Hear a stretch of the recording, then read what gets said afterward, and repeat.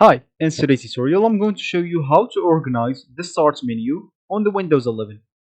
So first of all, you would like to go and open your PC that contains the Windows 11, and of course if you are a Windows 10 user you can just go and upgrade into Windows 11 through your settings, and of course it's totally free, and you can even run the installation into the background of your PC, and you can in the meanwhile keep using your PC without any problems. It could be a bit slower, but it's not going to be a big problem. Once you do that, and once the installation finished, you will be notified to restart or to reboot your PC. And of course, when you do that, you will find yourself with the Windows 11 ready to use. So, as we said, you would like to organize the start menu. Of course, you will even have a recovery point if you want to go back into your Windows 10, but I bet you will stay on Windows 11 because it's much better.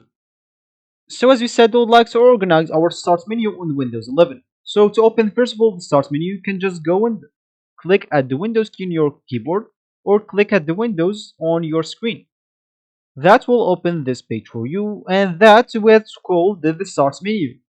So here you will normally find the recommended, what you opened recently or what you just have recently.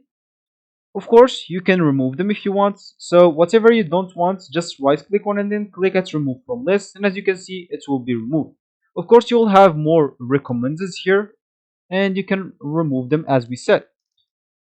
Of course, there is this pin options or the pins app option. Whatever you want, you can just go and list its pin. And whatever you don't want, you can just go and right click on it, then click at end pin from start, and it will be replaced with another application. And once you finish with other application, nothing will appear after like pinning a lot of programs. Of course, you can go here to all apps and pin whatever you want to the start. As you can see, pin to start if you want, and that will be it. So thank you guys for watching this tutorial and goodbye.